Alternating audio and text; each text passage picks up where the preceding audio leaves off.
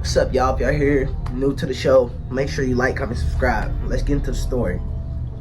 So you got this dude named Damien, right? Now Damien, he's a little rough around the edges, but he always makes time to go there and see his kids every now and then. So him and his girl, well, his baby mama, I should say, they not on good terms, but he still goes around and he works at this little mechanic shop, and he does stuff with cars. Like he's a car person basically. And he's staying with this one chick that he met or whatever, but she ended up finding out that he was bringing women into her house and sleeping around on her. So she basically ended up throwing dude out. He came back home one day from fixing the car or whatever, and he had his PlayStation outside. He had a few pairs of shoes and a few duffel bags, and that's pretty much it. So, and she left a note on the door that said, "Don't come back to my house." So now Damien, he's back on the streets. So now this is around this is around Thanksgiving. So around Thanksgiving, him and his baby mama end up talking, and basically she said, "Hey, you can't come stay with us, but you can come definitely, spend time with the kids, because he knows that her mom does a routine thing where she cooks food and for everybody. So that's where everybody goes." So he goes over there. He's having fun with the kids. Everything's good, he's sitting there talking to a few of her uncles that he was cool with and stuff, and they sitting there drinking, smoking in the backyard. And as nighttime go by, everybody starts leaving, and the granny ends up saying, look honey, you ain't gotta sleep outside on the streets. You can just go ahead and stay here with your kids tonight.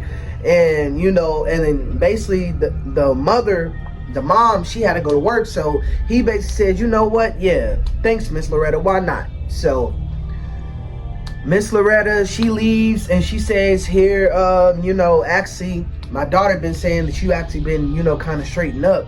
So, she been thinking about getting back with you." See, she don't know about dude messing with other girls and stuff. She just knows that, they ain't been together in like 5-6 years or whatever. So the wife actually ends up thinking about getting back with Damien. So he's like, cool. So this is making him feel way better. Now, the kids is in their sleep. He's still, drinking on a 40. And he's sitting there thinking like, man, I believe, man, you know what?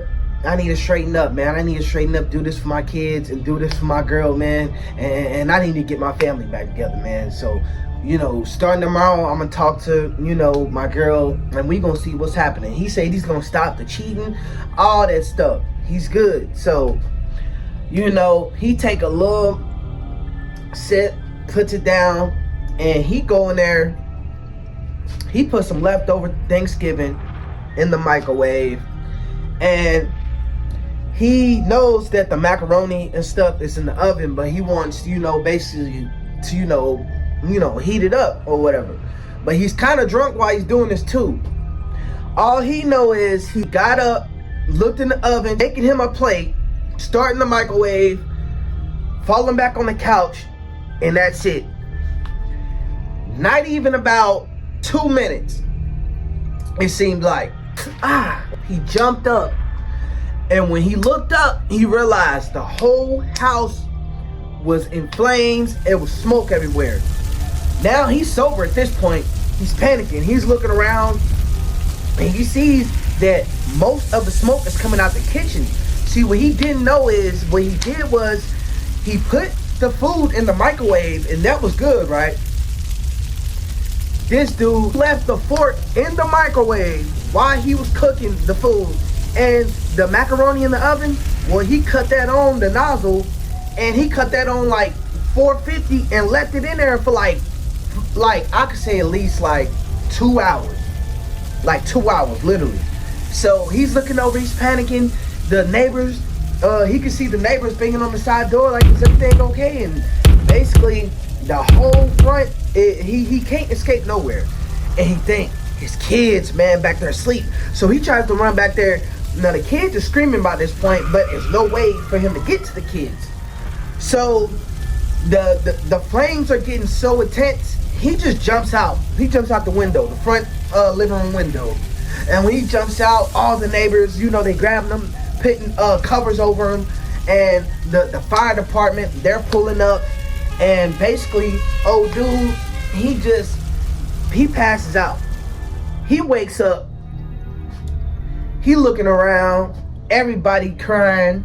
They get up, leave. He's like, "What? Wait, where y'all going?" It's the grandmother and everything. He's like, "Where y'all going?" As soon as they leave, the detective come in, and he tries to get up and move, and he's handcuffed. Listen, man, you were involved in a pretty serious fire today, and unfortunately, he said, wait, what about my kids, man? My kids? He said, man, your kids, I'm sorry to tell you, but they didn't make it. Right there, he just started bawling. And they tell him, even worse, man, we're actually going to be charging you with murder today. And,